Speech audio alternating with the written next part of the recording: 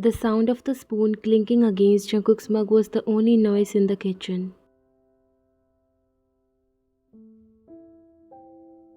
You sat across the table, silently scrolling through your phone, pretending to read something, anything, while your tea cooled untouched.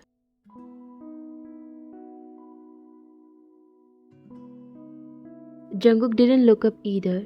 His hair was still damp from a shower, his shirt crisp and clean as always. He was always present, always polite, and yet never truly there. "Did you get the light bulb fixed?" he asked finally, voice low. "Yeah," you replied without glancing up. "The electrician came in the afternoon." He nodded once, nothing after that. You glanced at the clock. "You have a late meeting again?" Hmm. He hummed, sipping from his mug. "Online." You nodded. Today he was going to stay at home, but there was nothing exciting about it. This was marriage, at least your marriage. No arguments, no drama, just two people orbiting the same house in perfectly practiced silence. You weren't unhappy, just untouched. Sometimes you both passed each other in the hallway and said nothing. Other times you left post-it notes about groceries or switched off the lights in the living room after he fell asleep working. There was a strange kind of comfort in the rhythm you had built, a shared understanding that neither of you were ready for anything more. 1 year ago. You were still in your bridal gown when you sat on the edge of the bed, fingers fidgeting with the floral of your dress. The silence had already stretched too long when he finally entered the room and shut the door quietly behind him. His eyes were dark, tired, and not even once did they meet yours. "I'll sleep on the couch," he said simply, shrugging off his coat. "You can have the bed." You blinked. "It's okay, I don't mind if—" "No," he said, cutting in gently. "I would prefer it that way." You nodded, your heart pounded in your chest, but you said nothing.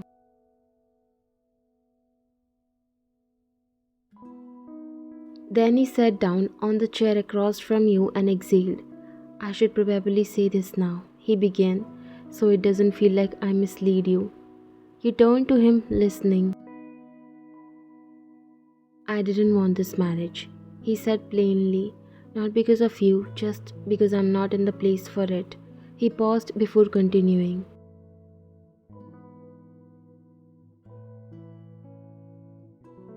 "I was in love with someone and she passed away. It wasn't long ago. We were together for years.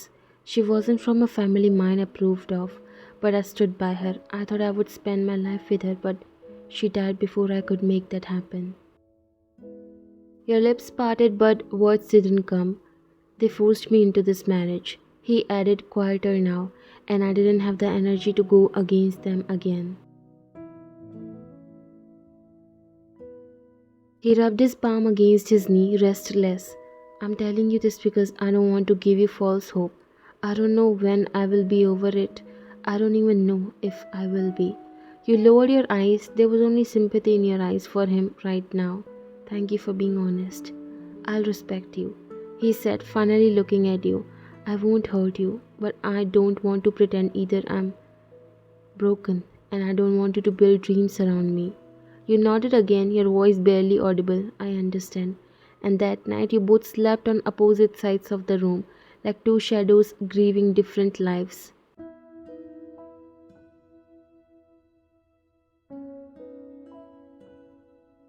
Jungkook finally pushed his chair back and stood up, stretching his arms slightly.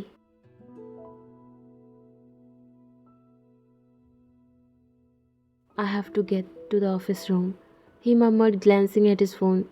"There's a call scheduled. It might go for 4 or 5 hours." You nodded, standing up too. "I'll clean up the kitchen." His eyes flicked to yours for the briefest second, his brows knit together, the faintest crease appearing on his forehead. "You don't have to," he said, tone soft but serious. "I can do it later. I live here too." That made him stop. He didn't want to press it, so he left his cup on the table and nodded once. Thanks.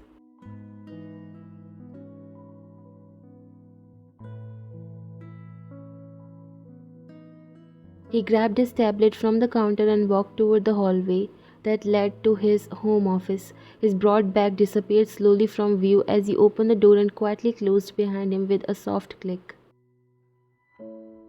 The apartment sank into a heavy stillness again. Only the low hum of refrigerator and the faint sound of wind against the window remained. You stood there staring at the empty doorway for a long moment before sighing quietly to yourself. As usual, you were left outside, on the other side of a closed door, in more ways than one. You shook your head and turned to the sink, sleeves rolled up, hands moving over the dishes. Even though you had agreed to everything on that wedding night, even though you had promised yourself you would expect nothing from this marriage, you couldn't stop the quiet sting in your chest. Somehow his polite distance hurt more than cruelty ever could. He was kind in the small things. Jungkook never forgot to take your umbrella when it rained. He left sticky notes on the fridge reminding you about groceries. He never raised his voice, not even once, but he never laughed either. He never looked at you like you were anything more than a roommate. And yet, sometimes you caught him staring. When you fell asleep on the couch, when you tied your hair at the balcony, when you pressed your cheek against the glass, lost in your thoughts, you never spoke about it.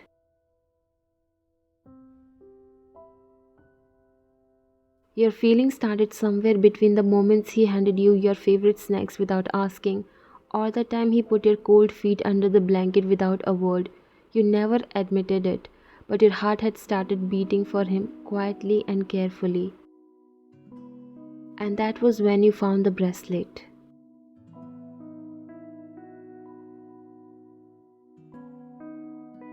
It was raining outside, a soft drizzle that left shadows on the glass windows. You were cleaning the drawers, humming to yourself when your fingers brushed against something cold tucked under old files. It was silver bracelet, worn, almost faded with time. The soft patter of rain tapped against the window, like an impatient reminder of the heavy quietness inside. You stood frozen, fingers trembling against the cool silver of the bracelet. J and H, the initials mocked you, whispered truths you had spent months pushing to the back of your mind.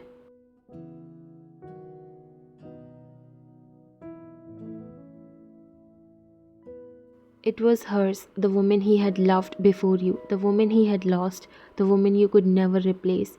You had always known, he had told you, with brutal honesty from the very first night.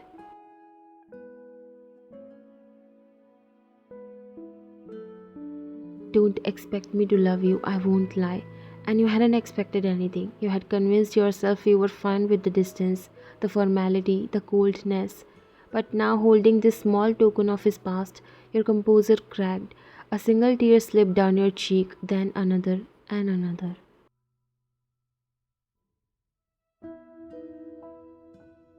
You didn't know you'll fall for him. He was a stranger and you had no prior feelings for him, especially after knowing his past, but you didn't remember when those feelings changed. And now it hurt you so much. There was nothing else that could remind you of her. You just found this bracelet today. Don't touch that.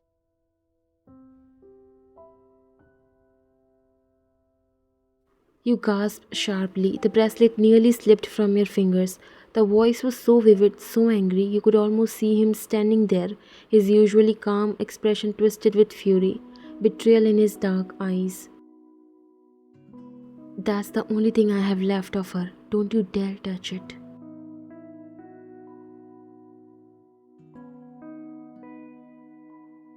You imagined yourself standing there helplessly, words lodged in your throat, the bracelet snatched cruelly from your hand. The imagined pain of being nothing more than an intruder in his life burned deep inside your chest. Tears clouded your vision as the scene kept playing like a cruel film inside your mind. You sank to your knees beside the drawer, trembling.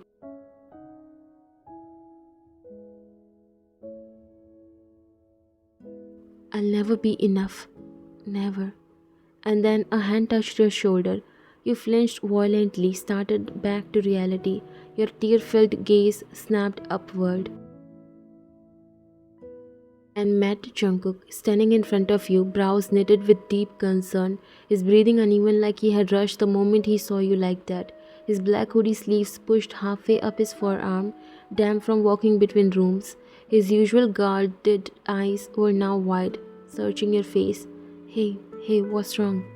He whispered, kneeling down immediately. Why are you crying? What happened?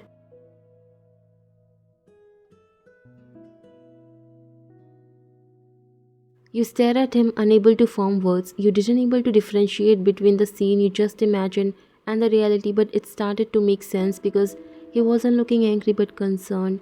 Your throat tightened painfully as you tried to blink away the tears. His gaze followed yours. The bracelet lay in your hand, the soft light of the lamp catching the faded silver. For a split second, his body tensed, his breath caught. But the anger never came. Instead, his features softened into something almost heartbreaking. You quickly wiped at your face, shame washing over you. I'm sorry. I wasn't trying to invade your privacy. I was just cleaning the drawer and I found it and I didn't mean to. You tried to hand it back hastily, avoiding his eyes. Here, take it. I shouldn't have touched it. But his hand didn't move. Instead, he gently curled your fingers back over the bracelet, enclosing your hand in his warmth. You were crying over this? He asked quietly. You bit your lip and nodded. I thought you would be angry. I imagine you shouting at me. I know it's not mine. I know what it means to you. I'm sorry. His thumb brushed lightly over the back of your hand, barely there, hesitant. It was the first time in months he had touched you so tenderly. A long, painful silence stretched between you both. The only sound was the rain whispering against the glass. Finally, Jungkook spoke. His voice was hoarse, lower than usual. I didn't even know it was still here. I thought I packed it away when we moved in. I haven't touched it in months.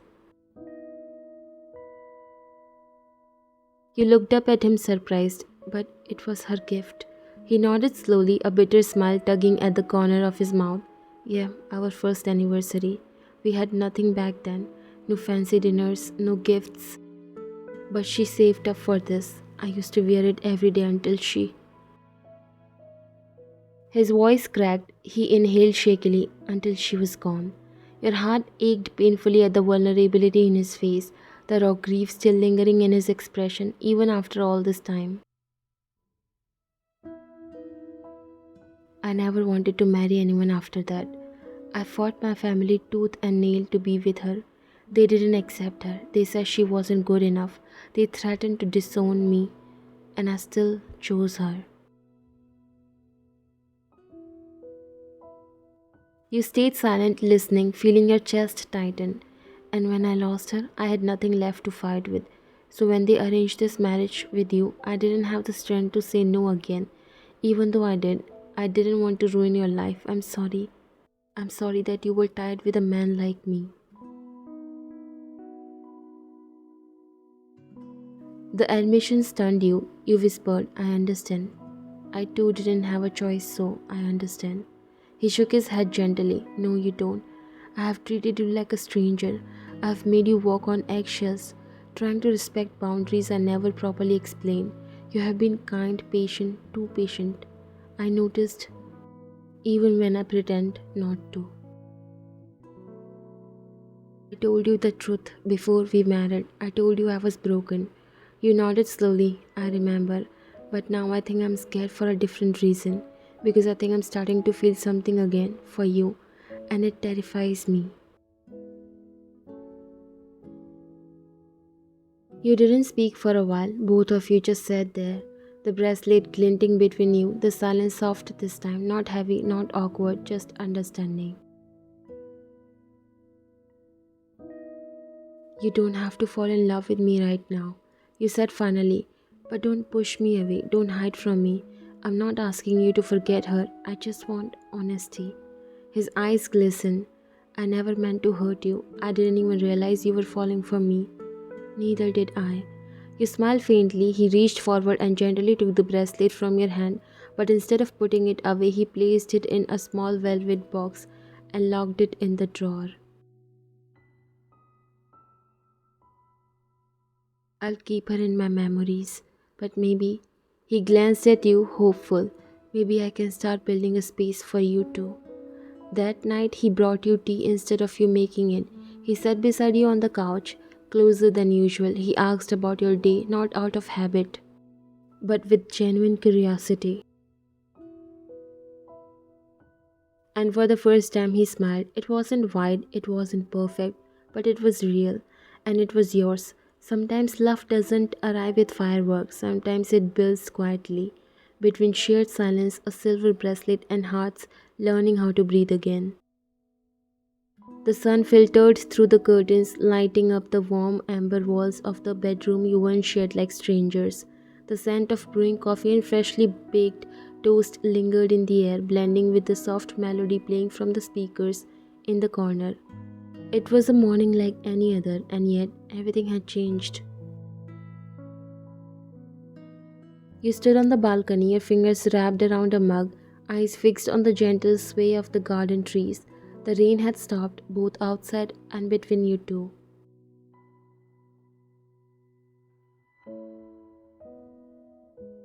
Still not tired of that view? His voice didn't startle you, not this time.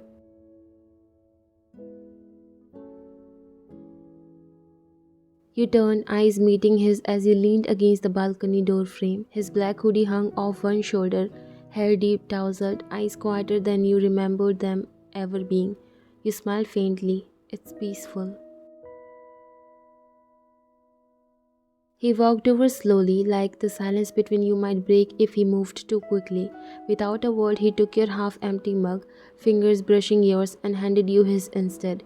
It was warmer, like him. He stood beside you, sipping from your cup, letting the silence stretch until it was comfortable. Then, after a long pause, he said it. I was scared to love you. You turned surprised, not by the words, but that he finally said them. I was scared, he repeated, because the last time I let myself feel that deeply, I lost her, and I told myself I wouldn't survive that kind of pain again. Your throat tightened, but you didn't interrupt. Not this time. I thought if I kept us strict and silent, if I treated it like an arrangement, then it couldn't fall apart. You swallowed, voice barely audible. You thought I would? I thought I would. But then every morning you would hum in the kitchen while making tea. You would leave little notes when you would go out. You always saved the last bite for me, even if you pretended you weren't hungry, and it ruined my plan. You let out a soft, broken laugh. That was your plan? To not love me? Yeah, he admitted, looking at you now, really looking, and I failed. I thought you deserved someone braver, someone who wasn't haunted, but you stayed. You didn't speak, the wind rustled the trees, a bird flew past, wings flapping softly like the beat of a quiet heart. I saw the bracelet that night and your teary face, and I panicked, not because of the past, but because of the present, because I saw what you were giving me, and I realized I had given you so little. You turned back toward him. So what now? He stepped closer, close enough that your mugs clinked slightly, close enough that the world narrowed down to the space between his breath and yours. Now, he said, reaching up to gently tuck your hair behind your ear, I tell you what I should have told you the night we got married. Your breath hitched. What? That I love you. That I have loved you in every quiet moment we never spoke, in every small thing you did. I didn't fall all at once. It happened in pieces, and I was too scared to see the full picture. Tears welled up in your eyes, but they didn't fall, not yet. You made this house a home without even trying, and I kept pretending it was just a place. You looked at him, heart thudding. Why now? He smiled just a little, brushing his thumb across your cheek. Because I have figured out. Because you deserved a husband who says it out loud, who fights for you, who lets himself love you the way you have loved him all along. You blinked back tears. I told myself I wouldn't fall in love with you. Too late? He asked gently. Way too late. You whispered. He leaned in, forehead touching, breath tangled.